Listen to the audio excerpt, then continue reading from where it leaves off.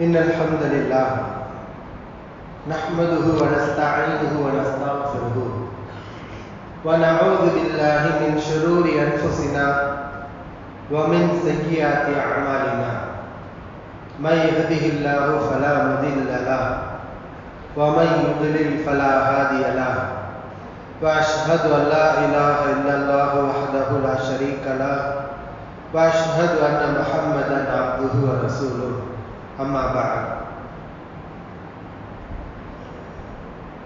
يا أيها الناس اتقوا ربكم الذي خلقكم من نفس واحدة وخلق منها زوجها وبث منهما رجالا كثيرا ونساء واتقوا الله الذي تساءلون به والأرحام إن الله كان عليكم رقيبا يا أيها الذين آمنوا اتقوا الله حق تقاته ولا تموتن إلا وأنتم مسلمون يا أيها الذين آمنوا اتقوا الله وقولوا قولا سديدا يصلح لكم أعمالكم ويغفر لكم ذنوبكم ومن يطع الله ورسوله فقد فاز فوزا عظيما. பேரன்பிற்கும் பெருமதிப்பிற்கும் உரிய எல்லாம் வல்ல அல்லாஹ் ஜல்ல ஷானஹு தஆலாவின் நல்லடியார்களே, வல்ல ரஹ்மானின் வற்றா பெருங்கருணையும் கிருபையும் நம் உயிரிலும் மேலான இறை தூதர் முஹம்மது நபி ஸல்லல்லாஹு அலைஹி வஸல்லம் அவர்கள் மீதும் அவர்களுடைய குடும்பத்தார்கள், தோழர்கள் மற்றும் அல்லாஹ்வை நம்பிக்கை கொண்ட நம் அனைவர்கள் மீதும் என்றென்றும் நின்று நிலவட்டுமாக. எல்லாம் வல்ல அல்லாஹ்வின் நல்லடியார்களே, மக்ரிப் தொழுகையை தொடர்ந்து இந்த பூமியிலேயே அல்லாஹ்வுக்கு மிகவும் பிடித்தமான இடமாகிய பள்ளிவாசலில் அமர்ந்து அல்லாஹ்வுடைய வசனங்களை பற்றிய விளக்கங்களை அறிந்து கொள்கின்ற வாய்ப்பை அல்லாஹ் சுப்ஹானஹு வ தஆலா நம் அனைவருக்கும் நல்கி இருக்கின்றார். அல்ஹம்துலில்லாஹ். இந்த அருமையான வேளையில் தேர்வு செய்யப்பட்ட தலைப்பு அல் குர்ஆன் வசனங்களும் அது இறங்கியதற்கான காரணங்களும் என்ற தலைப்பு தேர்வு செய்யப்பட்டிருக்கிறது. திருக்குர்ஆனுடைய வசனங்களும் அது இறங்கியதற்கான காரணங்களும் உண்மையில் தேவையான தலைப்பு. இந்த தலைப்பை எடுத்து நாம் படிக்கும்போது நபிகள் நாயகம் ஸல்லல்லாஹு அலைஹி வஸல்லம் அவர்களுடைய காலத்துக்கே நாம் சென்று விட்டது போன்ற உணர்வு ஏற்படும். பொதுவாக நம்ம எத்தனை தலைப்புகள்ல பேசுகிறோம். இறை எச்சம், ஈமான், உணர்ச்சி ஊட்டக்கூடிய பல்வேறு உரைகளை நாம் செவிமடுக்கின்றோம். இது ஒரு கல்வி தொடர்புடைய ஒரு தலைப்பு.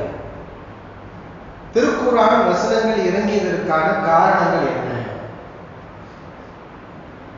நபிகள் நாயகம் ஸல்லல்லாஹு அவர்களுடைய காலத்தில் என்ன சந்தர்ப்பத்தில் இந்த வசனங்கள் இறங்கியது? திருக்குர்ஆனுடைய இன்னென்ன வசனங்கள் எந்த பிரச்சனைக்காக இறங்கியது? இதை நாம் படிக்கும்போது இன்றைக்கு நாம் ஓதக்கூடிய அந்த வசனங்களுடைய உண்மையான அர்த்தம், அந்த வசனங்களுடைய சரியான விளக்கம், நபிகள் நாயகம் ஸல்லல்லாஹு காலத்தில் இந்த வசனங்கள் எவ்வாறு புரிந்து கொள்ளப்பட்டது, எல்லா விளக்கங்களும் நமக்கு கிடைத்து விடுகின்றது. மிக தேவையான ஒரு தலைப்பு. ஆனால் இந்த ஒரு சபையில் இதை முழுமையாக நாம் விவரிக்க முடியாது. திருக்குர்ஆனுடைய வசனங்கள் என்றால் நிறைய இருக்கின்றது, வசனங்கள் நிறைய இருக்கிறது.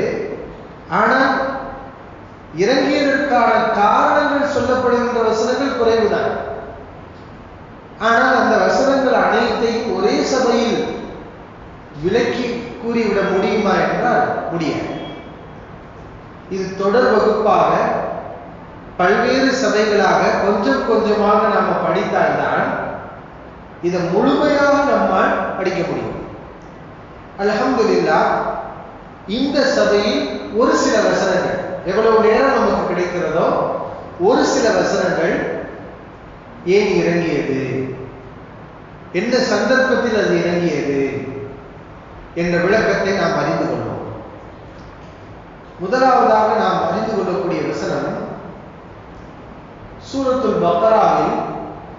கடைசி 2 வசனங்கள் 285 286 இரண்டாவது அத்தியாயம் 285 286 இந்த 2 வசனங்கள், இந்த 2 வசனங்களுக்கும் தனிச்சிறப்பு இருக்கின்றது. நபிகள் நாயகம் ஸல்லல்லாஹு அலைஹி அவர்கள் சூரத்துல் பக்ராவுடைய கடைசி 2 வசனங்கள் ஒளி என்று சொன்னார்கள். அது பிரகாசமாக இருக்கும். அதை ஓடக்கூடியவருக்கு அது ஒளியை பெற்றிருக்கிறார். ஒருவர் இரவிலே இந்த வசனங்களை ஓதினால் அதுவே அவருக்கு போதுமானது. இதை மனப்பாடம் செய்வதற்கு ரசூலுல்லாஹி ஸல்லல்லாஹு அலைஹி ஆர்வம் கொண்டிருக்கிறாங்க. அப்படிப்பட்ட சிறப்புக்குரிய அந்த 2 வசனங்களும் குறிப்பிட்ட ஒரு சூழலில் தான் இறங்கியது. அது இறங்கியதற்காக ஒரு காரணம் ஆதாரபூர்வமான நபிமொழிகளிலே சொல்லப்பட்டிருக்கிறது. அந்த வசனம் எப்படி ஆரம்பிக்கும் என்றால், லில்லாஹி மா ஃபிஸ் ஸமாவாதி வ மா ஃபில் அர்த், வானங்களிலும் பூமியிலும் உள்ளவை அல்லாஹ்வுக்கே உரியன. வ இன் துப்து மா ஃபி அன்ஃபுசிக்கும் அவ் துஃபூஹு யுஹாஸிபுக்கும் பிஹில்லாஹ், உங்கள் உள்ளங்களில் உள்ளதை நீங்கள் வெளிப்படுத்தினாலும் அல்லது உங்கள் உள்ளங்களில் உள்ளதை நீங்கள் மறைத்தாலும் யுஹாஸிபுக்கும் பிஹில்லாஹ், அதற்காக அல்லாஹ் உங்களை விசாரணை செய்வான். ஃபயக்ஃபிரு லிமன் யஷா, தான் நாடியவர்களை மன்னிப்பான். வயுஅஸிபு மன் யஷா, தான் நாடியவர்களை தண்டிப்பான். வல்லாஹு அலா குல்லி ஷைஇன் கதீர், அல்லாஹ் அனைத்து பொருள் மீதும் சக்தி உள்ளவன். இந்த வசனத்துடைய கருத்து என்னவென்றால், உங்கள் உள்ளங்களில் உள்ளதை நீங்கள் வெளிப்படுத்தினாலும் மறைச்சு வச்சாலும் அதற்கு அல்லாஹ் விசாரணை செய்வான். உங்கள் உள்ளங்களில் உள்ளதை நீங்கள் வெளிப்படுத்தினால் என்ன? நம்ம வாயை திறந்து சொல்லிட்டோம்னா, என் மனசுல நான் இதை நினைக்கிறேங்கிறத வாயை திறந்து சொன்னா, பல விஷயங்களை மனசுல நினைப்போம், ஆனா வாயை திறந்து சொல்ல மாட்டோம், மனசுக்குள்ளே வச்சுக்கிறோம். இதுதான் மறைக்கிறது. உங்கள் உள்ளங்களில் உள்ளதை நீங்கள் வெளிப்படுத்தினாலும் அல்லது நீங்கள் மறைத்துக் கொண்டாலும் யுஹாஸிபுக்கும் பிஹில்லாஹ், அதற்காக அல்லாஹ் உங்களை விசாரணை செய்வான். இந்த ஆயத்து என்ன சொல்கிறது? இரண்டுக்கும் விசாரணை உண்டு. என்ன 2? நாம் வெளிப்படுத்தி பேசக்கூடிய வார்த்தைகளுக்கு விசாரணை உண்டு. நாம் மனதில் வைக்கக்கூடிய எண்ணங்கள், வெளிப்படுத்தாமல் மனதிலே நாம் வைத்திருக்கக்கூடிய திட்டங்கள், இதற்கும் விசாரணை உண்டு. இப்படின்னு இந்த ஆயத்து ஆரம்பம் சொல்கிறது. இந்த வசனம் இறங்கியவுடன் சஹாபாக்களுக்கு ஒரு பெரிய சங்கடம் ஏற்படுகிறது. சங்கடம். சஹாபாக்களுக்கு ஏன் சங்கடம் வருது? அவர்கள் சிறந்தவர்கள். அல்லாஹ் ஒரு வசனத்தை சொன்னால் உடனடியாக அதை நாம் செய்ய வேண்டும் என்று நினைக்கக்கூடியவர்கள். இன்றைக்கு குர்ஆனில் எத்தனை வசனங்கள் இருக்கிறது, ஆனால் நம்ம சமூகத்தில் எத்தனை பேர் அல்லாஹ்வுடைய வார்த்தையின் அடிப்படையில் நம்ம வாழணும், அதன்படி நம்ம செயல்படணும், குர்ஆனை மீறிய ஒரு வாழ்க்கையை நாம் வாழ்ந்துவிடக் கூடாது, இந்த கவலை எத்தனை பேருக்கு இருக்கிறது? இல்லை என்று சொல்லவில்லை. இங்க வந்திருக்கக்கூடிய நாம் அனைவரும் அந்த கவலையில் தான் இருக்கின்றோம், அந்த பயத்தில் தான் இருக்கின்றோம். ஆனால் நம்முடைய சமூகத்தில் இதை பற்றிய கொஞ்சம் கூட விழிப்புணர்வு இல்லாமல் கவனக்குறைவாக எவ்வளவோ மக்கள் இருக்கின்றார்கள். ஆனால் சஹாபாக்கள் எப்படி உருவாக்கப்பட்ட சமூகம் தெரியுமா? அல்லாஹ் எதை சொன்னாலும் அதை நம்ம செய்யணும்.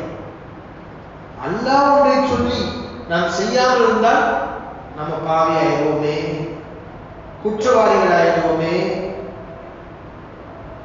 அல்லாஹ் நேற்று சொல்லியிருப்பான், இன்னைக்கு சொல்லியிருப்பான், உடனே நம்ம செய்யணும். எப்ப சொன்னாலும் செய்ய வேண்டும். அல்லாஹ் சொல்லி பல வருஷம் ஆச்சு, ஆனா அதை செய்யணுங்கிற உணர்வு குறைவானவர்களுக்கு தான் வருது, அதிகமானவங்களுக்கு வர்றது கிடையாது. குர்ஆன் தெரியும், இது ஏன் அருளப்பட்டது, எப்போது அருளப்பட்டது, இதுக்காக முன்னால் உள்ள சமூகம் எவ்வளவு தியாகம் செஞ்சிருக்கு, எல்லாமே தெரியும். தெரிஞ்சும் கூட அல்லாஹ் சொல்லியிருக்கான்னு தெரியும், ஆனா அதை மீறி வாழக்கூடிய மக்களாக நம்ம இருக்கிறோம். அல்லாஹ் பாதுகாக்கணும். ஆனா சஹாபாக்களை பொறுத்தவரை அல்லாஹ் இப்பதான் ஒரு வசனத்தை இறக்கியிருப்பான். அடுத்த வினாடியே ரசூலுல்லாஹி ஸல்லல்லாஹு அலைஹி வஸல்லம் வந்துருவாங்க. இதை நாங்க செயல்படுத்தணும், எங்களுக்கு இதுதான் பிரச்சனை அப்படின்னு வந்து நிற்பாங்க. இப்ப இந்த ஆயத்தையே சஹாபாக்களுக்கு சங்கடமாக பாரமாக மாறுது அப்படின்னா, நபிகள் நாயகம் ஸல்லல்லாஹு அலைஹி வஸல்லம் வந்து அவங்க சொல்றாங்க, இது எல்லாமே ஹதீஸ். இந்த ஆயத்து எதனால இறங்கியது அப்படிங்கிற இந்த விளக்கங்கள் எல்லாமே சஹீஹ் முஸ்லிம்ல பதிவு செய்யப்பட்ட ஆதாரபூர்வமான ஹதீஸ். சஹாபாக்கள் நபிகள் நாயகம் ஸல்லல்லாஹு அலைஹி வஸல்லம் வந்து, அல்லாஹ்வின் தூதர் அவர்களே, அல்லாஹ் சொல்கின்றான், உங்கள் உள்ளத்தில் உள்ளதை நீங்கள் வெளிப்படுத்தினால் அதற்கு விசாரணை செய்வேன் என்று. இதை எங்களால் செயல்படுத்த முடியும். நாங்க எங்க உள்ளத்துல உள்ள கெட்ட விஷயத்தை வெளிப்படுத்தி சொல்லாம, வெளிப்படுத்தினாதான் தப்பு, அல்லாஹ் விசாரிப்பான். அதனால வெளிப்படுத்தாம நாங்கள் எங்களை நாங்கள் பாதுகாத்துக் கொள்ள முடியும். இதை எங்களால் கடைபிடிக்க முடியும். மனசுல இருக்கக்கூடிய விஷயத்தை வெளிப்படுத்தாதீங்க, கெட்டதை பேசாதீங்க அப்படின்னா அதை எங்களால் கடைபிடிக்க முடியும். ஆனா அல்லாஹ் அடுத்து சொல்றானே, உங்கள் உள்ளங்களில் உள்ளதை நீங்கள் மறைத்தால் அதையும் விசாரணை செய்வான். இது எங்களால் முடியாது. எங்க மனசுல உள்ள விஷயத்தை எத்தனையோ விஷயங்கள் வருது, அதை நாங்க மனசுல வெளிப்படுத்தாம மறைச்சு வச்சுக்கணும். அதுக்கு விசாரணை செய்வான் என்றால் எங்க மனசுல கெட்டது வராம இருக்குமா? நாங்க கெட்டது செய்யாம இருப்போம், கெட்டதை பேசாம இருப்போம், கெட்டதை சொல்லாம இருந்துருவோம். ஆனா மனசுல கெட்டதை நினைக்காம இருக்க முடியுமா? எங்க உள்ளத்துல உள்ளதை நாங்க மறைச்சாலும் அதற்கும் அல்லாஹ் விசாரணை செய்வானா? இது எங்களால முடியாதே. அல்லாஹ் சொன்னதையெல்லாம் நாங்க செய்யணுமே, இதுக்கு எங்களுக்கு சக்தி இல்லையே. அவங்க நல்ல எண்ணத்துல கேட்டாங்க, வேற கெட்ட எண்ணம் ரசூலுல்லாஹி ஸல்லல்லாஹு அலைஹி வஸல்லம் எதிர்த்து பேசணுங்கிறதோ, குர்ஆனை எதிர்த்து குதர்க்கம் பண்ணணுங்கிறதோ எதுவுமே கிடையாது. தங்களுடைய இயலாமையை சொன்னாங்க, எங்களுக்கு முடியாதே, நாங்க எப்படி இதை ஃபாலோ பண்றது? இல்லைன்னா நாங்க பாவி ஆயிரும் இல்லையா, அல்லாஹ்வுடைய சட்டத்தின்படி நாங்க பாவிகள் ஆயிருவோமே அப்படின்னு கேட்டாங்க. இதுதான் சஹாபாக்களுக்கு ஏற்பட்ட சங்கடம். இப்ப அந்த மக்கள் எந்த அளவுக்கு அல்லாஹ்வுடைய வார்த்தைகளுக்கு ஒரு மகத்துவத்தை கொடுத்திருந்தாங்க, அந்த வாழ்க்கையில கடைபிடிக்கணுங்கிற கவனமும் கவலையும் கொண்டு இருந்தாங்க. அந்த கவலை இருந்தாதானே இந்த கேள்வி வரும், நம்ம வாழ்க்கையில கடைபிடிச்சா கடைபிடிக்கிறான்னா என்ன, இப்படின்னு இருக்கக்கூடிய மக்களுக்கு இது ஒரு சங்கடமா, இது ஒரு பாரமா இருக்குமா? எல்லாமே நம்ம அல்லாஹ் சொன்ன மாதிரி நம்ம நடக்கணும், எல்லா விஷயத்திலையும் நடக்கணும் அப்படிங்கிற கவலையும் அக்கறை உள்ளவர்களுக்கு இந்த வசனம் சங்கடமாக மாறுகிறது. நபி அவர்களிடம் வந்து இப்படி கேட்டாங்க. இப்போ உடனே ரசூலுல்லாஹி ஸல்லல்லாஹு அலைஹி வஸல்லம் கோபம் வருகிறது. அல்லாஹ்வுடைய ஸல்லல்லாஹுடைய முகம் சிவக்கின்றது. ஏன்னா இந்த வார்த்தையை பார்க்கும்போது ஒரு கெட்ட விஷயத்துக்கு கூட்டிட்டு போயிருமோன்னு பயம் வரும். இந்த சஹாபாக்கள் யதார்த்தமா அவங்க இந்த விஷயத்த சொல்றாங்க, ஆனா இது எங்க கொண்டு போய் முடியும்னா ஒரு ஆபத்தான ஒரு பிரச்சனை கொண்டு போய் விட்டுரும். நபிகள் நாயகம் ஸல்லல்லாஹு அலைஹி வஸல்லம் இந்த நேரத்தில் சொல்ல வேண்டிய வழிகாட்டுல சொல்லி கொடுக்குறாங்க, அந்த மக்களுக்கு கொடுக்க வேண்டிய எச்சரிக்கையை கொடுக்குறாங்க. துரீதுன அன் தகூலு கமா கால அஹ்லுல் கிதாபைனி மின் கப்லிக்கும், உங்களுக்கு முன்னால் உள்ளவர்கள் யார்? நமக்கு முன்னால் உள்ளவங்க யூதர்கள், நஸ்ராக்கள், அவர்கள் கூறியது போல் நீங்களும் கூற நினைக்கின்றீர்களா? நீங்க பேசுற இந்த வார்த்தை எப்படி இருக்கு தெரியுமா? எங்களால தொழுக முடியும், நோன்பு வைக்கிறோம், அதெல்லாம் கடைபிடிச்சிடறோம், இதை கடைபிடிக்க முடியலையே அப்படின்னு நீங்க சொல்றீங்களே, இந்த வார்த்தை எப்படி இருக்குன்னா யூத நஸ்ராக்கள் பேசியது போல இருக்கு. யூதர்களும் நஸ்ராக்களும் பேசுற மாதிரி பேச நீங்க நினைக்கிறீங்களா? சஹாபாக்கள் அப்படி நினைக்கல. ஆனா இது அப்படியே விட்டுட்டோம்னா இது வளர்ந்து முதிர்ச்சி அடைஞ்சு கடைசியில் அங்க போய் தான் நிற்கும். யூத நஸ்ராக்கள் என்ன சொன்னாங்க? அவங்க தான் என்ன செய்வாங்க? சமிஅனா அசைனான்னு சொன்னாங்க. யூதர்கள் நஸ்ராக்கள் அல்லாஹ் சொல்லுடைய வார்த்தைகளை நாங்கள் கேட்டு விட்டோம், அசைனா நாங்கள் மாறு செய்வோம், இப்படி தெளிவா சொன்னாங்க. இது முஸ்லிம்களுடைய வார்த்தை இதுவும் இல்லை. முஸ்லிம்களுடைய வார்த்தை என்ன? சமிஅனா அதாஅனா, நாங்கள் செவியிட்டோம் கட்டுப்பட்டோம். இதுதான் மூமின்கள் சொல்லக்கூடிய வார்த்தை. அல்லாஹ் நமக்கு கற்றுக் கொடுக்குறாங்க. யூத நஸ்ராக்கள் என்ன செய்வாங்க? அல்லாஹ் சொல்லியிருக்கான், காதுல வாங்கிக்கிடுவாங்க. நபி சொல்லியிருக்கிறாங்க, காதுல வாங்கிக்கிடுவாங்க. ஆனா எங்களால கடைபிடிக்க முடியாது, நாங்க மாற்றமாக தான் நடப்போம், மாறு செய்வோம் அப்படிம்பாங்க. இது மாதிரி நீங்க பேச பார்க்கிறீங்களா? ஏன்னா அந்த வார்த்தை வருது. எங்களால தொழுக முடியும், நோன்பு நோக்க முடியும், இந்த வசனத்தை செயல்படுத்த முடியாதுன்னா இது மாதிரி தானே யூத நஸ்ராக்கள் அன்னைக்கு பேசினாங்க. இப்ப நீங்கள் அப்படி பேச பார்க்கிறீங்களா அப்படின்னு எச்சரிக்கை விட்டோடையுமே சஹாபாக்கள்லாம் பயந்து நடுங்கி முழங்கால் போட்டு உட்கார்ந்துட்டாங்க. நம்ம யதார்த்தமா கேள்வி கேட்டோம், ஆனா அதுல இவ்வளவு பிரச்சனை இருக்குதா? இந்த கேள்வி மிக ஆபத்தானதா? இது யூத நஸ்ராக்களுடைய வழிகேடு மாதிரி நம்மளை கூட்டிட்டு போயிருமா? அல்லாஹ்வின் தூதர் ஸல்லல்லாஹு அலைஹி அவர்கள் கடுமையாக கோவப்படுறாங்களே சொல்லி நம்ம தப்பு பண்ணிட்டோம்னு எல்லாரும் பயந்துட்டாங்க. இதான் ஒரு மூமினுடைய பண்பு. அந்த பயம், அச்சம் எல்லாரும் கீழே உட்கார்ந்துட்டாங்க. ரசூலுல்லாஹி ஸல்லல்லாஹு அலைஹி வஸல்லம் இந்த சஹாபாக்களுடைய பணிவை பார்க்கறாங்க. யூத நஸ்ராக்களிட்ட இந்த பணிவு இருக்க, ஆனா இவர்கள் மூமின்கள், தங்களுடைய தவறை உணர்ந்த இறை நம்பிக்கையாளர்கள். இவர்களுக்கு நம்ம உண்மையை சொல்லிக் கொடுக்கும்னு ரசூலுல்லாஹி ஸல்லல்லாஹு அலைஹி வஸல்லம் சொல்லிக் கொடுக்குறாங்க. முதல்ல இந்த வார்த்தையை விட்டுட்டு நான் சொல்ற வார்த்தையை சொல்லுங்க. என்ன வார்த்தை? சமிஅனா அதாஅனா, நாங்கள் செவியுற்றோம் கட்டுப்பட்டோம் என்று சொல்லுங்கள். இந்த சந்தர்ப்பத்தில் இந்த வார்த்தை முஸ்லிம்களுக்கு கற்றுக் கொடுக்கப்படுது. எந்த வார்த்தை? சமிஅனா அதாஅனா, கேட்டோம் கட்டுப்பட்டோம். இந்த இப்படி ஒரு சம்பவத்தை நடத்தி அல்லாஹ் சுப்ஹானஹு வ தஆலா அந்த சந்தர்ப்பத்தில் இந்த நல்ல வார்த்தையை நமக்கு கற்றுத் தருகிறார். யூதர்கள் சொன்னது சமிஅனா அஸைனா, நாங்கள் கேட்டோம் மாறு செய்தோம். ஆனால் மூமின்கள், அல்லாஹ்வை நம்பக்கூடிய மூமின்கள் அந்த வார்த்தையை சொல்லக்கூடாது. நாம் சொல்ல வேண்டிய வார்த்தை சமிஅனா அதாஅனா, நாங்கள் கேட்டோம் கட்டுப்பட்டோம். முதல்ல இதை சொல்லுங்க. அல்லாஹ் சொல்லியிருக்கிறான், அதை நாம கட்டுப்படுறோம் அப்படின்னு சொல்லுங்க. என்ன கேள்வி வரக்கூடாது? அல்லாஹ் சொல்லியிருக்கிறான், ஆனா இது எங்களால் செய்ய முடியலையே, இது எங்களுக்கு சக்தி இல்லையே, இதெல்லாம் எங்களால் முடியாது. அல்லாஹ் சொல்லியிருக்கான், ஆனா எங்களால் செய்ய முடியாது.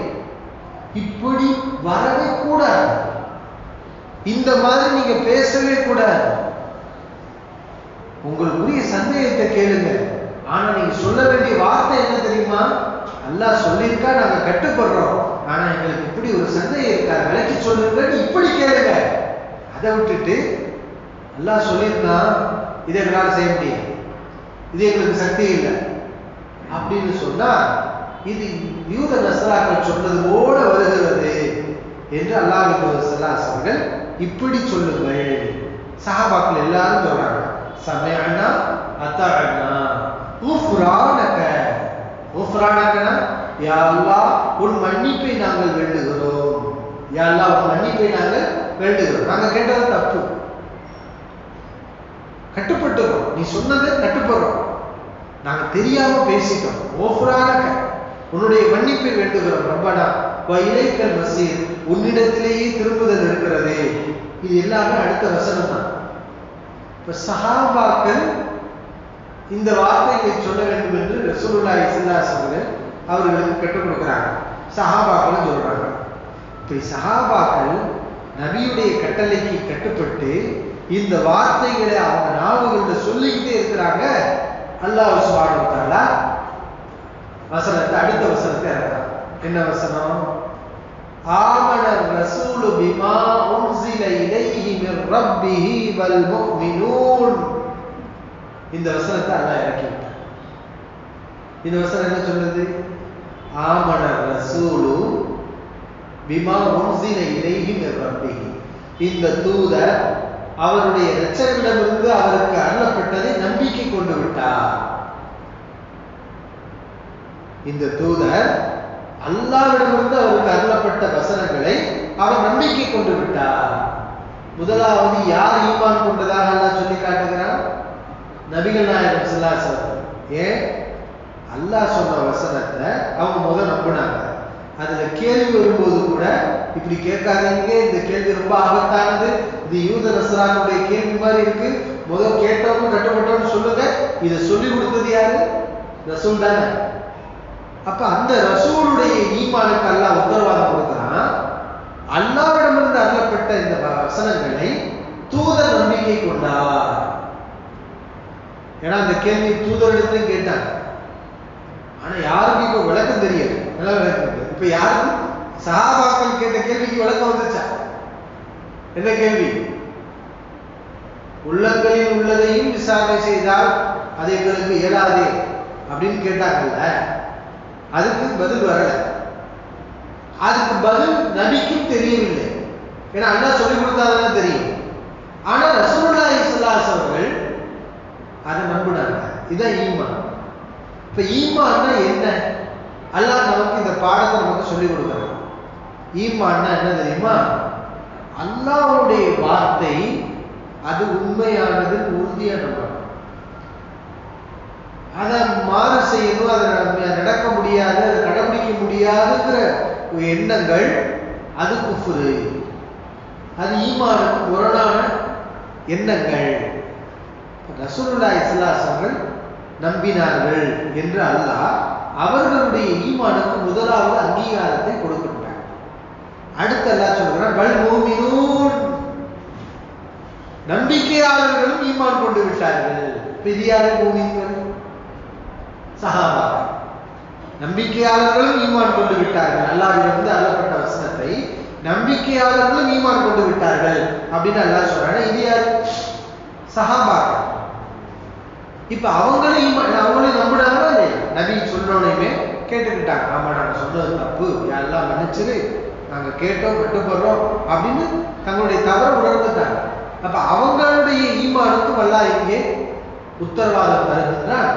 சஹாபாக்களும் ஈமான் கொண்டு விட்டார்கள். ஆனா அவங்க கேட்ட கேள்விக்கு இன்னும் அவங்களுக்கு விடை கிடைச்சிச்சா? விடை கிடைக்கல. அப்ப ஈமான்னா என்ன? அல்லாஹ்வுடைய வார்த்தையில ஏதாவது நமக்கு சந்தேகம் வந்தா, அந்த சந்தேகம் வந்தாலும் வராவிட்டாலும் நாம இது அல்லாஹ்வுடைய வார்த்தை என்பது உறுதியா நம்பணும்.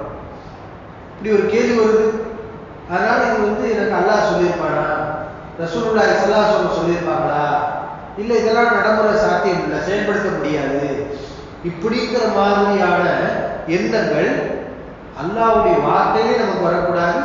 ரசூலுல்லாஹி ஸல்லல்லாஹு அலைஹி வஸல்லம் வார்த்தைகளிலும் நமக்கு இப்படிப்பட்ட எண்ணங்கள் தோன்றக்கூடாது. சஹாபாக்களுக்கு விளக்கம் கிடைக்கல, ஆனா அவங்க நம்பிட்டாங்க. அந்த நம்பிக்கையை தான் அல்லாஹ் ஈமான். இது நடைமுறை வாழ்க்கையில குருட்டு நம்பிக்கைன்னு சொல்லுவாங்க. குருட்டு நம்பிக்கை கிடையாது, இதுதான் அறிவார்ந்த நம்பிக்கை. அல்லாஹ் அறிவாளி. அல்லாஹ் யாரு? அறிவாளியா இல்லையா? அனைத்தையும் அறிந்தவன். அந்த அனைத்தையும் அறிந்தவனை முழுமையாக நம்புவது அறிவுதான், அது கூட நம்பிக்கை அல்ல. நாம அனைத்தையும் அறிந்தவர்கள் கிடையாது. நமக்கு தெரியாத விஷயங்கள் எவ்வளவோ உண்டு. குறைவான அறிவு தான் நமக்கு கொடுக்கப்பட்டிருக்கு. வமா ஊதீதும் மினல் இல்மி இல்லா கலீலா, உங்களுக்கு கல்வி குறைவாகத்தான் கொடுக்கப்பட்டிருக்கிறது. அல்லாஹ் சுப்ஹானஹு வ தஆலா அப்படி சொல்றான். அப்ப அல்லாஹ்வை அவன் என்ன சொன்னாலும் உண்மை. அது எனக்கு புரிகிறது, புரியவில்லை, அது எனக்கு தெரிகிறது, தெரியவில்லை, பிரச்சனையே இல்லை, அது என்னிடத்தில் உள்ள கோளாறு. ஆனா அல்லாஹ் ஒன்றை சொன்னால், அல்லாஹ்வுடைய ரசூல் ஒன்றை சொன்னால் அது உண்மைதான், அதை செய்ய வேண்டும், அதற்கு கட்டுப்பட வேண்டும், இப்படிங்கிற நம்பிக்கை. இதற்கு பெயர் தான் அல்லாஹ் சொல்கின்றான் ஈமான். இதுக்கு பேர் தான் என்னது? ஈமான். ரசூலும் ஈமான் கொண்டு விட்டார், மூமின்களும் ஈமான் கொண்டு விட்டார்கள். குல்லுன் ஆமன பில்லாஹி வ மலாயிகத்திஹி வ குதுபிஹி வ ருசுலிஹி, எல்லாமே இந்த பூமியில் உள்ள எல்லாமே அல்லாஹ்வை நம்புகின்றது, அவனுடைய வழக்குகளை நம்புகின்றது, அவனுடைய வேதங்களை நம்புகிறது, அவனுடைய தூதர்களை நம்புகிறது. எல்லாரும் எப்படி நம்பணும்? மூமின்கள் எப்படி நம்புனாங்க? நபி எப்படி நம்புனாங்க? லா நுஃபர்ரிகு பைன அஹதின் மிர் ருசுலி, அல்லாஹ்வுடைய தூதர்களில் எந்த ஒரு தூதருக்கு மத்தியிலும் வேறுபாடு நாம் கற்பிக்க மாட்டோம். இந்த வார்த்தைக்கு என்ன அர்த்தம்? அல்லாஹ்வுடைய தூதர்களில் எந்த ஒரு தூதருக்கு மத்தியிலும் நாம் வேறுபாடு கற்பிக்க மாட்டோம். அப்படின்னா எல்லா நபிமார்களையும் நாங்கள் ஏற்றுக்கொள்வோம். நபிமார்கள் எல்லோரையும் நாங்கள் என்ன செய்வோம்? ஏற்றுக்கொள்வோம். இல்ல நாங்க கடைசி நபி முஹம்மது ஸல்லல்லாஹு அலைஹி வஸல்லம் தான் ஏற்றுக்கிறோம், அதுக்கு முன்னாடி வந்த ஈசா நபியை ஏற்றுக்கிற மாட்டோம், அவர் நபி இல்லை சொல்ல மாட்டோம். மூசா நபி ஏற்றுக்கிற மாட்டோம் அப்படி சொன்னவங்க யூதர்கள் மூசா நபியை ஏற்றுக்கிடுவாங்க, யாரை ஏற்றுக்கிற மாட்டாங்க? ஈசா நபியை ஏற்றுக்கிற மாட்டாங்க. நசராக்கள் மூசா நபி ஈசா நபியை ஏற்றுக்கிடுவாங்க, யாரை ஏற்றுக்கிற மாட்டாங்க? முஹம்மது ஸல்லல்லாஹு அலைஹி வஸல்லம் ஏற்றுக்கிற மாட்டாங்க. ஆனா நாம தான் உண்மையான நம்பிக்கையாளர்களே. நாம முஹம்மது ஸல்லல்லாஹு அலைஹி வஸல்லம் கடைசி நபி, அவங்களையும் நம்ம ஏற்றுக்கிறோம், ஈசா நபியை ஏற்றுக்கொள்வோம், மூசா அலைஹிஸ்ஸலாம் அவர்களை ஏற்றுக்கொள்வோம். எல்லா நபிமார்களையும் நாங்கள் ஏற்றுக்கிறோம். நபிமார்களுக்கு இடையில் எவர் வேறுபாடு நாம் கற்பிக்க மாட்டோம். வகாலு சமஅனா வஅதஅனா, அல்லாஹ் சொல்கிறார், அந்த மூமின்கள் கூறினார்கள் செவியிட்டோம் கட்டுப்பட்டோம் என்று கூறினார்கள். சஹாபாக்கள் சொன்னதை ஆயத்தை அல்லாஹ் என்ன செய்யறான்? இப்ப இந்த ஆயத்தை எடுத்து பார்த்தீங்கன்னா இந்த வார்த்தை இருக்கும். இது எல்லாமே நபித்தோழர்கள் இவ்வாறு கேள்வி கேட்டு ரசூல் ஸல்லல்லாஹு அலைஹி வஸல்லம் அவங்களுக்கு சொல்லிக் கொடுத்து அவங்க சொன்ன வார்த்தைகள் இது. நாங்கள் செவியிட்டோம் கட்டுப்பட்டோம், யாரெல்லாம் உன் மன்னிப்பை வேண்டுகிறோம், வைலைக்கல் மசீர், ரப்பானா இரட்சகனே உன்னிடத்திலேயே திரும்புதல் இருக்கிறது. இப்ப இவங்க எல்லாம் கட்டுப்பட்டாங்களா? அல்லாஹ் அவர்கள் ஈமான் அங்கீகரிச்சு அடுத்த வசனத்தை இறக்கிட்டானா? அதை தொடர்ந்து அல்லாஹ் அடுத்து இப்பதான் கேள்வி, அவங்க கேட்ட கேள்விக்கு பதில் வருது. என்ன பதில்? லா யுகல்லிஃபுல்லாஹு நஃப்ஸன் இல்லா உஸ்அஹா, எந்த ஒரு ஆத்மாவையும் அதனுடைய சக்திக்கு உட்பட்டுத்தான் அல்லாஹ் கடமைகளை விதிப்பான். எந்த ஒரு ஆத்மாவையும் அதனுடைய சக்திக்கு உட்பட்டுத்தான் அல்லாஹ் கடமைகளை விதிப்பான். இது அவங்க கேட்ட கேள்விக்கு பதில். அவங்க என்ன நினைச்சுக்கிட்டாங்க? நம்ம மனசுல கெட்டது வந்தா அதுக்கு அல்லாஹ் விசாரணை செஞ்சா நம்ம எப்படி தப்பிக்க முடியும்? கெட்டது மனசுல வராம தடுக்க முடியாது. ஆமா, அது அல்லாஹ்வுடைய அருளால நமக்கு மன்னிப்பு வழங்கப்பட்டது. ஆனா உண்மையில அது நம்ம செய்த தப்புதான். நம்முடைய மனதில் கெட்டதை நினைக்கின்றோம். இது நாம செய்த தவறா இல்லை? கெட்டதை நினைக்கலாமா? நினைக்க கூடாது தானே. ஆனா மீறித்தான் நம்ம நினைக்கிறோம். கெட்டது மனசுல வருது. இப்ப அல்லாஹ் நினைச்சா அவர் குற்றம் பிடிக்கலாம். நீ ஏன் இப்படி நினைச்ச? உன் மனசுல ஏன் இப்படி உனக்கு தோணுச்சு? நீ எப்படி சிந்தித்தாய்? நம்ம மூளை நாம தான் சிந்திக்கிறோம். அல்லாஹ் நினைத்தால் நம் மனதில் தோன்றக்கூடிய விஷயங்களுக்கும் அவன் விசாரணை செய்ய உரிமை இருக்கிறது. ஏன்னா நம்ம செய்யற தப்பு தான். ஆனா அவனுடைய கருணையால அவன் என்ன பண்ணியிருக்கான்? அதை தள்ளுபடி பண்ணியிருக்கான். இப்ப அல்லாஹ் உணர்த்துறான் சஹாபாக்களுக்கு, நான் நினைத்தால் உங்களை விசாரணை செய்யக்கூடிய உரிமை எனக்கு இருக்கு, அதற்காக தண்டிக்கக்கூடிய உரிமை எனக்கு இருக்கிறது. ஆனால் நான் கருணை காட்டி என்னுடைய கருணையால் உங்களை மன்னிக்கின்றேன். இப்ப நமக்கு எல்லாருக்கும் கொடுக்கப்பட்ட சட்டம் என்ன? மனதிலே தோன்றக்கூடிய கெட்ட விஷயங்களுக்கு குற்றம் பிடிக்க மாட்டான் அல்லாஹ். ரசூல் ஸல்லல்லாஹு அலைஹி வஸல்லம் சொல்லிட்டாங்க, என்னுடைய உம்மத்தாருக்கு உள்ளத்துல தோன்றக்கூடிய தீய எண்ணங்களுக்கு அல்லாஹ் குற்றம் பிடிப்பதில்லை. அப்ப அல்லாஹ் வந்து அவங்க கேட்ட கேள்விக்கு பதில் சொல்றான், இது என்னுடைய அருளால் இந்த மன்னிப்பு உங்களுக்கு வழங்கப்படுகிறது. லஹா மா கஸபத் வ அலைஹா மா கஸபத், அந்த ஆன்மா செய்தவைதான் அந்த ஆன்மாவுக்கு கிடைக்கும். அந்த ஆன்மா செய்த பாவங்கள் அந்த ஆன்மாவை சாரும். அப்ப ஒவ்வொரு ஆன்மாவும் என்ன நன்மையை செய்யுதோ அந்த நன்மை அதற்கு உண்டு. ஒவ்வொரு ஆன்மாவும் என்ன தீமையை செய்கிறதோ அந்த தீமை அதற்கு உண்டு. அதனுடைய சக்திக்கு மீறி நாம் கடமைகளை விதிக்க மாட்டோம். இன்னொன்று அல்லாஹ் சொல்றான், உள்ளத்தில் உள்ளதை மறைத்தாலும் அல்லாஹ் விசாரிப்பாங்க. உள்ளத்துல உள்ளதுக்கு பல நிலைகள் இருக்கு. ஒரு மனிதன் கெட்டதை நினைத்து அதை செய்யக்கூடாது விட்டுட்டான்னு வைங்களேன், அல்லாஹ் குற்றம் பிடிக்க மாட்டான். ஆனா ஒரு மனுஷன் கெட்டதை நினைச்சு மனசுக்குள்ளே வச்சுக்கிட்டு வாய்ப்பு கிடைக்குமா எதிர்பார்த்து கிடைக்கிறான். வாய்ப்பு கிடைக்கலங்கிறதுனால விட்டுட்டான். உதாரணமா ஒரு திருடன் ஒரு வீட்டுக்குள்ள திருடுறதுக்காண்டி போறான். யார் போறது? அப்போ ஒரு மனுஷன் திருடுறதுக்காண்டி போறான். கதவை உடைக்கிறான். அவனால உடைக்க முடியுது. திரும்ப இப்ப இவன் திருடணும்னு நினைச்சான். ஆனா திருடானா? திருடல. இவனுக்கு திருட்டு குற்றம் வருமா? திருட்டின் பாவம் வருமானா? வரும். ஏன் வரும்? இவன் திருட்டு தப்புன்னு நினைச்சு விடல, அதை செய்ய முடியல. அவனுக்கு முயற்சி பண்ணிட்டான், மனசுல உறுதி கொண்டுட்டான், அதுக்குரிய காரியங்களை இறங்கிட்டான், கதவை உடைக்க முடியல. அல்லது யாராவது ஒரு ஆள் பிடிச்சிட்டாங்க. இப்ப இவனுக்கு பாவம் வருமானா? மனசுல நினைச்சதுக்கு வருமானா? வரும். ஏனென்றால் அவன் உறுதி கொண்டு விட்டான். இப்படி எத்தனையோ விஷயங்கள் இருக்கிறது மனதில் தோன்றக்கூடிய பாவங்களுக்கு. அல்லாஹ் சுப்ஹானஹு வ தஆலா உங்களுடைய சக்திக்கு மீறி எதையும் நம்ம விதிக்க மாட்டோம் என்று அவர்களுக்கு பதில் அளிச்சார். ரப்பனா, நீங்க எப்படி சொல்லணும்? அல்லாஹ் சொல்லிக் கொடுக்கிறான். நல்லவர்கள் இந்த வார்த்தைகளை சொல்லுவாங்க. என்ன வார்த்தை? ரப்பனா, எங்கள் இரட்சகனே, லா துஆஹிதுனா இன் நஸீனா அவ் அஹ்தனா, நாங்கள் மறந்தாலோ தவறுதலாக செய்தாலோ எங்களை நீ பிடித்து விடாதே. அல்லாஹ் இன்னும் நமக்கு என்ன செய்யற சலுகை வளர.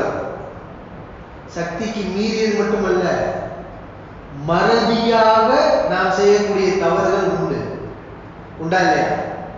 மறதியாக நாம் செய்யக்கூடிய தவறுகள் எவ்வளவு விஷயங்கள் மறதியா செய்யலாம். அது நம்ம செய்யற தவறு தானே. மறதியா செஞ்சாலும் தப்பு தானே. சில பேருக்கு நம்ம ஏதாவது மறதியாக ஒரு கெடுதல் பண்ணிட்டோம் இல்லை, என்னால நான் மறந்து செஞ்சுட்டேன்னு சொன்னாலும் அதை ஏற்றுக்கிற மாட்டாங்க. ஏன்னா நீ செஞ்ச குற்றம். ஆனா அல்லாஹ்வுடைய கருணையாலத்தான் அல்லாஹ் நமக்கு சலுகை மன்னிப்பு வழங்கியிருக்கான். எப்படி நம்ம மனதில் வரக்கூடிய விஷயங்களுக்கு அல்லாஹ் குற்றம் பிடிக்க மாட்டானோ, அதே மாதிரி நாம் மறதியாக செய்த தவறுகளுக்கும் அல்லாஹ் என்ன செய்ய மாட்டான், குற்றம் பிடிக்க மாட்டான். இது நம்ம செஞ்ச தப்பு தான். ஆனா நம்மள அல்லாஹ் சொர்க்கத்துக்கு அனுப்பணும்னு நினைக்கிறான். ஒவ்வொன்றுக்கு இதுக்கெல்லாம் அல்லாஹ் குற்றம் பிடிச்சா நம்ம யாருமே சொர்க்கம் போக முடியாது. அப்ப அவனுடைய கருணையால அல்லாஹ் நமக்கு இந்த மன்னிப்புகளை வழங்கி இருக்கிறான். ஐவேளை தொழுகணும் இல்லையா? சுபு தொழுகை எப்ப தொழுகணும்? அதுக்குரிய நேரத்தில் தொழுகணும். சுபு மட்டும் இல்ல, ஐவேளை தொழுகைகளையும் அதற்குரிய நேரத்துல தான் நம்ம தொழுகணும். ஆனா ஒரு மனுஷன் மறந்துட்டான். லோகர் தொழுகணும்னு நினைச்சா, ஒரு வேலை வந்துச்சு, அந்த வேலையிலே ஈடுபட்டதுல தொழுகையை மறந்துட்டான். அவனுக்கு அசர்ல தான் ஞாபகத்துக்கு வருது. லோகர் நம்ம தொழுகவே இல்லையே, அசர்ல தான் அவனுக்கு ஞாபகத்துக்கு வருது. மார்க்கு சட்டம் என்ன? உங்கள யாராவது தொழுகையை மறந்துட்டீங்கன்னா உங்களுக்கு எப்ப நினைவு வருதோ அப்ப தொழுகுறீங்க. அல்லது தூங்கிட்டீங்க, கடுமையான டயர்டு, பயண களைப்பு, போய் படுத்தோம், தொழுகையை வந்து போயிருச்சு. கண் முழிச்சு பார்த்தா மகரிபு, அசர் தொழுகல, மகரிபாயிருச்சு. மார்க் என்ன சொல்லுது? மகரிபானாலும் அசர் தொழுகுங்க. ஆனா இது தவறா இல்லையா? அசர் தொழுகை அசர்தான தொழுகணும், அதான் சட்டம். தொழுகையை நேரம் தவறி தொழுவது குற்றமா இல்லையா? குற்றம், பெரும் குற்றம். இப்ப நம்ம தூங்கிட்டு என்ன செய்யறோம்? மறதியா நம்ம தூக்கத்துல இந்த மாதிரி தொழுகையை நேரம் தவறி தொழுகிறோம். மார்க்கத்துல இது குற்றம் கிடையாது. நல்லா மன்னிச்சிருக்காங்க. இது நம்ம செய்யற தப்பு தான். ஆனா அல்லாஹ் அதை குற்றம் பிடிக்க மாட்டான். எதுக்கு குற்றம் பிடிப்பான் தெரியுமா? வேணும்னே இந்த தொழுகை நேரங்களை அதற்குரிய நேரத்தை தொழுகாமல் தாமதப்படுத்தி பக்த கடந்து தொழுதா அது பெரும்பாலும் அல்லாஹ் நம்ம நாடினா நரகத்தில் கூட போடுவோம். ஆனா ஒரு மனிதன் உறங்கி விட்டான் அல்லது மறந்து விட்டான், அதனால் தொழுகையுடைய நேரம் தவறி போய்விட்டது என்றால் அல்லாஹ் தான் மன்னிச்சு விட்டுருக்கான். என்ன மன்னிச்சு விட்டுருக்கான்? சரி, நீ தொழுது, ஆனா நீ செஞ்சது தப்பு, இந்த மாதிரி தவிர நான் மன்னிச்சிருக்கேன். இப்ப நீ அந்த கேளு, அல்லாஹ் கற்றுக் கொடுக்குறான். சஹாபாக்களுக்கு அல்லாஹ் சொல்லிக் கொடுக்குறான், நீங்க என்ற கேளுங்க. ஏன்னா நமக்கு தெரியாது இல்லையா, இதெல்லாம் அல்லாஹ் நம்ம கேட்கணும், அல்லாஹ் நமக்கு என்னென்னலாம் கொடுக்கணும், அது எதுவுமே நமக்கு தெரியாது. அவனே நமக்கு சொல்லிக் கொடுக்குறான். நீங்க சொல்லுங்க, லா துஆஹிதுனா இன் நஸீனா வ அக்தஅனா, நாங்கள் மறந்தாலோ அல்லது தவறுதலாக நம்மளை தெரியாம வாகனம் ஓட்டுறோம், தவறுதலா போய் இடிக்கிறோம், இதான் தவறுதலா செய்யறது. இது மாதிரி நம்ம மார்க்கத்துல எத்தனையோ தவறுதல். மனிதன் என்றால் தவறு செய்யக்கூடியவன் தாங்க. தவறு செய்யாத மனிதன் உண்டா? மனித இயல்பு. தவறு செய்வது யாருடைய இயல்பு? மனித இயல்பு. அது நம்ம இயல்பு தான். அது நம்ம செய்யற தப்பு தான். ஆனா அதுக்கு குற்றம் கிடையாது. அல்லாஹ் மன்னிக்கிறான். ஏன் மன்னிக்கிறான்? அவனுடைய கருணையாக. அதனாலதான் ரசூல் ஸல்லல்லாஹு அலைஹி வஸல்லம் ஒரு செய்தி சொன்னாங்க, நல்ல விளங்கிக்கோங்க, நீங்க யாரும் உங்களுடைய அமல்களால் சொர்க்கம் போக முடியாது. உங்களுடைய அமல்களால் நீங்கள் சொர்க்கம் போக முடியாது. அமல்களால் சொர்க்கம் போக முடியாது என்றால் நம்ம நினைச்சுட்டு இருக்கோம், நம்ம தொழுக நம்ம வைக்கிற நோம்பு இதுல சொர்க்கம். அல்லாஹ் சுப்ஹானஹு வ தஆலா அவன் வாக்குறுதி கொடுத்திருக்கான், நீ தொழுக உனக்கு சொர்க்கத்தை தரேன், நீ நோம்பு வை உனக்கு சொர்க்கத்தை தரேன் அப்படின்னு சொல்லி.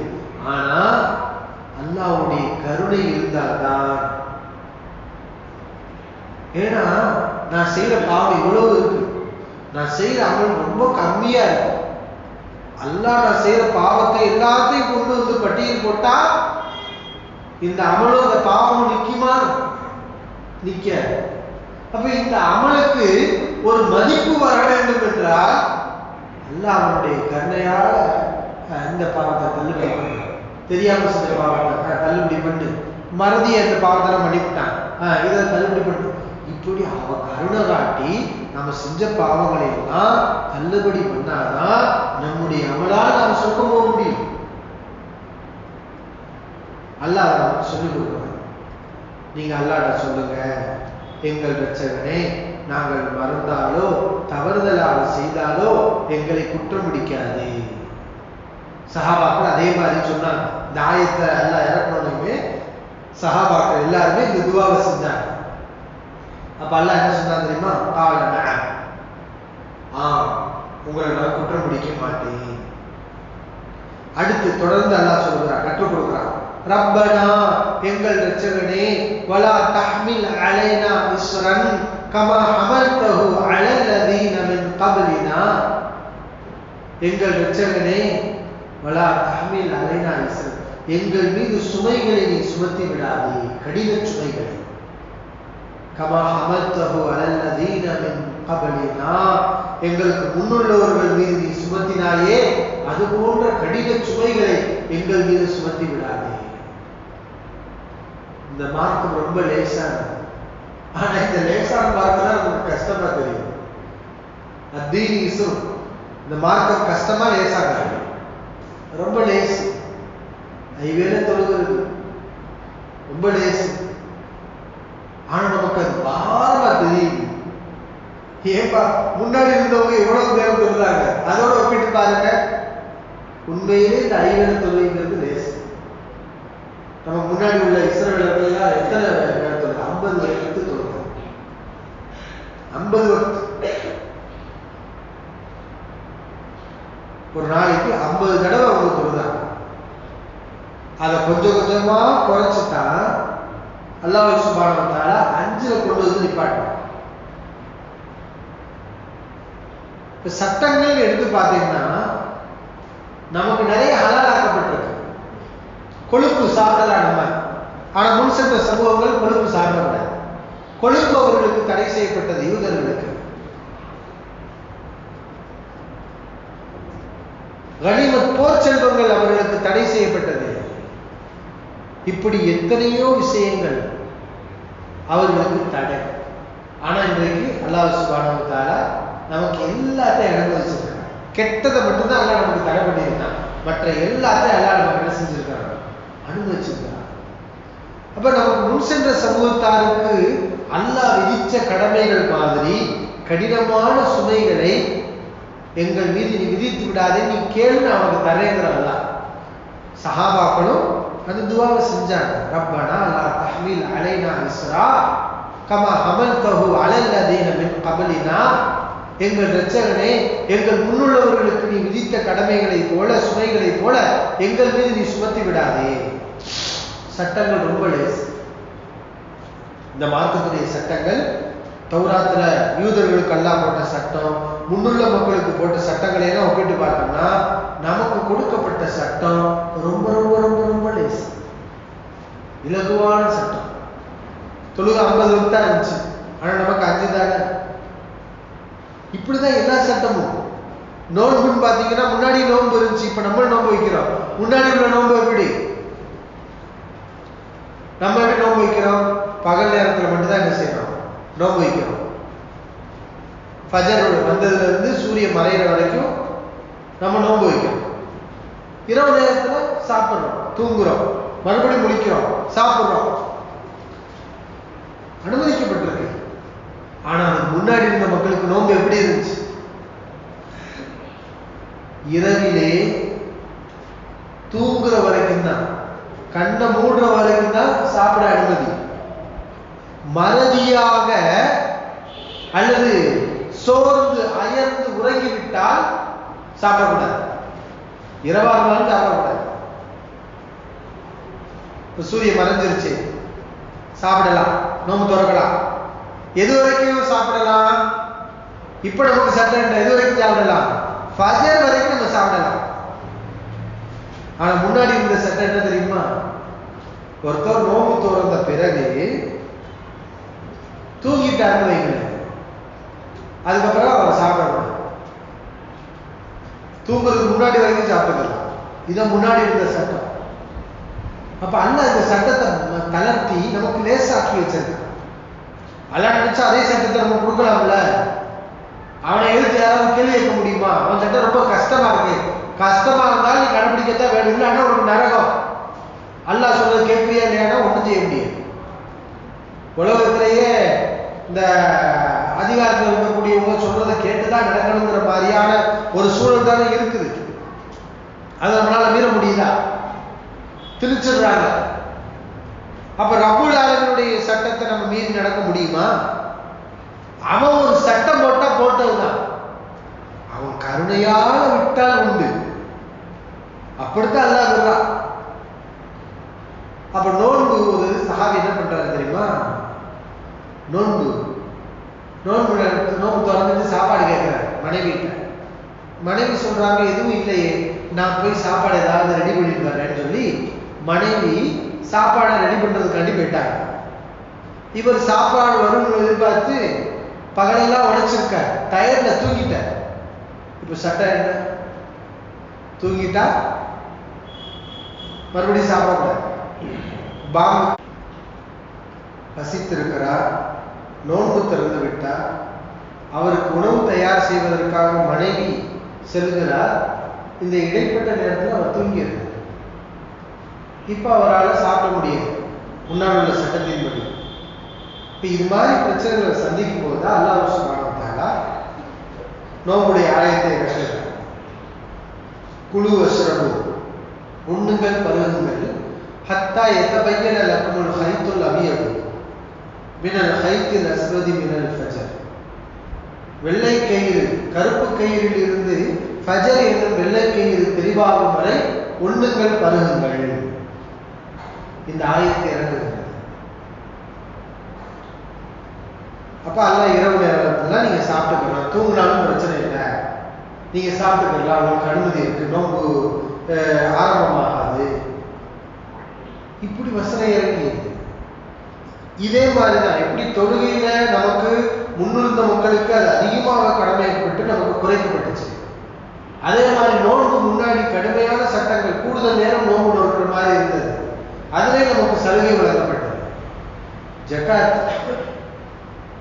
நீங்க நம்ம ஜக்காத் எவ்வளவு கொடுக்கும்? 102%. அதுல நிறைய பொருளுக்கு ஜக்காத் இல்லை, சொந்த வீட்டுக்கு ஜக்காத் இல்லை, பயன்படுத்தக்கூடிய வாகனத்துக்கு ஜக்காத் இல்லை, நம்ம பயன்படுத்தக்கூடிய பொருட்களுக்கு எதுக்குமே ஜக்காத் கிடையாது. சேமித்து வைக்கக்கூடிய பொருள் அது கூட எப்போ ஒரு வருடம் அந்த செலவு நம்மிடத்துல இருந்தாதான் ஜக்காத் கடமை. இந்த இடப்பட்ட காலத்துல அதை செலவழிச்சுட்டோம்னா என்ன கிடையாது, ஜக்காத்து கிடையாது. ஒரு தடவை கொடுத்துட்டோம்னா அடுத்த வருஷம் தான் அந்த பொருளுக்கு. இப்படி நமக்கு ஜக்காத்துல சட்டம் இருக்கு. ஆனா இன்னைக்கு நிறைய பேருக்கு இதுவே ஒரு சங்கடமா இருக்கு. அது எப்படி வருடாவிட ஜக்காத் கொடுக்கிறது அப்படின்னு கேட்பாங்க. முன்னாடி இருந்த சட்டம் என்ன தெரியுமா? ஜக்காத்துடைய சட்டம். ஜக்காத் ஏன் கடமையாச்சு? வசனங்கள் இருக்கு. ஜக்காத் ஏன் கடமையாச்சு தெரியுமா? முன்னாடி இருந்த சட்டம் தங்கத்தையும் வெள்ளியையும் சேமிச்சு வைக்க கூடாது. அல்லாஹ் முதல் போட்ட சட்டம் என்ன? உங்களுக்கு எவ்வளவு நீங்க பொருளாதாரத்தை சேர்க்கிறீங்களோ உங்களுக்கு தேவையான அளவு நீங்க அதை செலவு பண்ணிக்கோங்க. செலவு பண்ணது போக மிச்சம் மிஞ்சுதா, அளவுக்கு அதிகமா மிஞ்சுதா, அதை நீங்க வச்சுக்க கூடாது, சேமிக்க கூடாது. அதை என்ன பண்ணிடணும்? கொடுத்துருங்க, அடுத்தவங்களுக்கு கொடுத்துருங்க. இப்ப கொடுத்துட்டா நாளைக்கு நான் என்ன செய்யறது, அடுத்த வாரத்துக்கு என்ன பண்றது, அடுத்த வருஷம் நீங்க உயிரோட இருக்கும்போது பார்த்துக்கோங்க. அல்லாஹ்வோட சட்டம். அப்ப நீ உயிரோட இருப்பீங்க, அப்ப தேடிக்கோ. சேமிச்சு வைக்க கூட. ஒரு 50,000 ரூபாய் சம்பாதிக்கிறார் மாசம், அதுல அவருக்கு செலவு 20,000 தான், 30,000 ரூபாய் இன்னைக்கு சேமிக்கிறார். ஆனா முன்னாடி இருந்த சட்டம் அவர் 30,000 சேமிக்க கூட. அப்ப என்ன பண்ணணும்? ஏழை எளிய மக்களுக்கு கொடுத்துடணும். ஏன்னா அவங்க உணவு இல்லாம இருக்கிறாங்க, கொடுத்துடணும். இதுதான் ஆரம்பத்தில் இருந்துச்சு சட்டம். இந்த சட்டத்தை மாற்றி அல்லாஹ் நமக்கு எவ்வளவு சலுகை பண்ணியிருக்கான். இதுதான் ஜக்காத் வந்துச்சு. ஜக்காத்னா தூய்மை. நீங்க ஜக்காத்தை கொடுத்துட்டீங்கன்னா சேமிச்சுக்கலாம். கண்டிஷன், சேமிக்கிறதுக்கு அலோடு, அனுமதி, பெர்மிஷன் கிடைக்குது. நீங்கள் ஜக்காத்தை கொடுத்தால் சேமிச்சு வைக்கலாம். அப்ப நம்ம செல்வத்தை சேமிச்சு வைக்கிறதே மார்க்க அடிப்படையில முன்னாடி அது தவறு, கூடாதுன்னு சொல்லப்பட்டது. இப்ப நமக்கு அனுமதிக்கப்படுது. எதனால அப்படின்னு கேட்டா, நீ அதுக்குரிய ஜக்காத்தை கொடுத்துட்டா நீ சேமிச்சு வச்சுக்கோ. முன்னாடி உள்ள சட்டத்தை விட நமக்கு லேசான சட்டமா இல்லை. நிறைய பேர் ஜக்காத் கொடுக்கணுமோ அதை கஷ்டம் நினைக்கிறீங்க. சேமிச்சே வைக்கக்கூடாது, நீ பணத்தை பூரா தூக்கி கொடு அப்படிங்கிற சட்டம் எப்படி இருக்கு? நீ சேமிச்சு வச்சுக்கோ, அதுக்குரிய ஜக்காத்தை கொடுத்து சேமிச்சு வச்சுக்கோ. இந்த சட்டம் எப்படி இருக்கு? எது இலகுவான சட்டம்? இப்படித்தான் தொழுகை, நோன்பு, ஜக்காத்து எந்த கடமையானாலும் முன் சென்ற சமூகத்தாருக்கு அது பாரமா இருந்துச்சு. அல்லாஹ் கடுமையான விதிமுறைகள் அதில் போட்டிருந்தான். ஆனா நமக்கு அல்லாஹ் நிறைய சலுகைகளை அல்லாஹ் சுப்ஹானஹு வ தஆலா வழங்கியிருக்கான். இப்ப இதெல்லாம் நல்லா கேட்க சொல்றோம். ரப்பனா, தொடர்ந்து வசனம், எங்கள் இரட்சகனே, வலா துஹம்மில்னா மா லா தாகத லனா பிஹ், எங்களுக்கு சக்தி இல்லாத ஒன்றை எங்கள் மீது சுமத்தி விடாதே. அது அல்லாஹ் நம்ம கேட்கிறோம். அல்லாஹ் செய்ய மாட்டான், ஆனா அல்லாஹ் நமக்கு நீங்க கேளுங்க அப்படிங்கிறாங்க. சக்தி இல்லாத விஷயத்தை எங்கள் மீது சுமத்தி விடாதே. அதே மாதிரி சஹாபாக்கள் இந்த துஆவை கூறினார்கள். قال نعم, அல்லாஹ் ஆம் என்று கூறினார். தொடர்ந்து அல்லாஹ் துஆ செய்யுமாறு கற்றுக் கொடுக்கிறார். வஅஃபு அன்னா, எங்களை அலட்சியம் செய்வாயாக. வஃபிர் லனா, எங்களை மன்னிப்பாயாக. வர்ஹம்னா, எங்களுக்கு கருணை இரக்கம் காட்டுவாயாக. வரஹம்னான எங்களுக்கு நீ இரக்கம் காட்டுவாயாக. அந்த மௌலானா நீதான் எங்களுடைய எஜமான், நீதான் எங்களுடைய எஜமான். ஃபன்சுர்னா எங்களுக்கு நீ உதவி செய்வாயாக. அலல் கௌமில் காஃபிரீன் நிராகரிக்கக்கூடிய கூட்டத்தாருக்கு எதிராக எங்களுக்கு நீ உதவி செய்வாயாக. நிராகரிக்கக்கூடிய கூட்டத்தாருக்கு எதிராக நீ எங்களுக்கு உதவி செய்யாயாக. ஏன்னா ஒரு மூமின்களுக்கு இந்த உலகத்துல குஃபார்களா துன்பங்கள் துயரங்கள் எல்லாம் கொடுக்கப்படும். யாரால வரும்? குஃபார்களால ஈமான் உள்ளவர்களுக்கு துன்பங்கள் கஷ்டங்கள் வரும். அப்ப அந்த நேரத்துல நம்ம அல்லாஹ்ட்ட அவங்க என்ன செய்யணும்? அவங்களுக்கு எதிராக யாரெல்லாம் என்ன கொடுமைப்படுறாங்க, துன்புறுத்துறாங்க. இன்னைக்கு நம்ம வாழக்கூடிய பகுதிகள் அப்படி இல்லை. ஆனா உலகத்தின் பல்வேறு பகுதிகளில் ஈமான் உள்ளவர்கள் இறை நிராகரிப்பாளர்களால் துன்புறுத்தப்பட்டு கொண்டுதான் இருக்கின்றார்கள். அப்ப அவர்களுக்கு எதிராக யாரெல்லாம் நீ எங்களுக்கு உதவி செய் என்று அல்லாஹ் என்ன செய்ய துவா செய்யணும். காரணம் சஹாபாக்கள் துவா செய்தார்கள், அல்லாஹ் ஆவன் என்று கூறினார். அப்ப இந்த ஒரு ஆயத்து சூரத் பக்ராவுடைய கடைசி 2 வசனங்கள் இறங்கியதற்கான காரணம் எல்லாமே சஹீஹ் முஸ்லிம்ல விளக்கமாக சொல்லப்பட்டிருக்கிறது. இதுல இருந்து நம்ம என்ன செய்யணும்? அதை தெரிந்து கொள்கிறோம். இன்னும் ஒரே ஒரு வசனத்தை பற்றி மட்டும் இந்த உரையில் நாம் அறிந்து கொள்வோம். அது என்ன வசனம் என்றால், அல் குர்ஆன்ல அல்லாஹ் சொல்லுகிறான், லைஸ லக மினல் அம்ரி ஷை'ன், நபியே அதிகாரத்தில் கொஞ்சம் கூட உங்களுக்கு இல்லை, அதிகாரத்தில் சிறிது கூட உங்களுக்கு கிடையாது, உங்களுக்கு கொஞ்சம் கூட அதிகாரம் இல்லை அப்படிங்கிற கருத்தில் அல்லாஹ் ஒரு ஆயத்தை இறக்குகின்றார். ரசூலுல்லாஹி ஸல்லல்லாஹு அலைஹி வஸல்லம் அதிகாரம் இல்லை என்றால் அப்ப அதிகாரம் எல்லாம் யாருக்கு?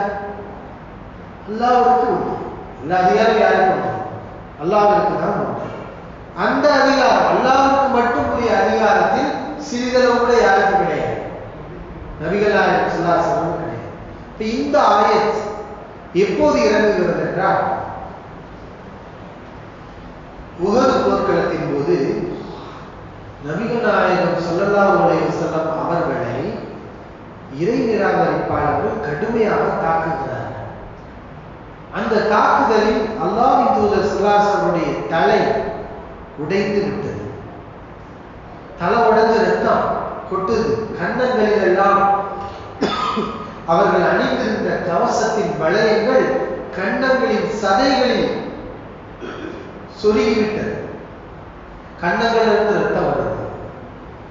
அல்லாஹ்வின் தூதர் ஸல்லல்லாஹு அலைஹி வஸல்லம் பற்கள் உடைஞ்சு, பல்லு உடைஞ்சிருச்சு. யாருடைய பல்லு? ரசூலுல்லாஹி ஸல்லல்லாஹு அலைஹி வஸல்லம் பல்லு உடைஞ்சிருக்கு. அவங்க மௌத்தா போயிட்டாங்கன்னு நிறைய பேர் நினைக்கிற அளவுக்கு ரொம்ப ஆபத்தான நிலைக்கு அல்லாஹ்வின் தூதர் ஸல்லல்லாஹு அலைஹி வஸல்லம் அவர்கள் சென்றார்கள்.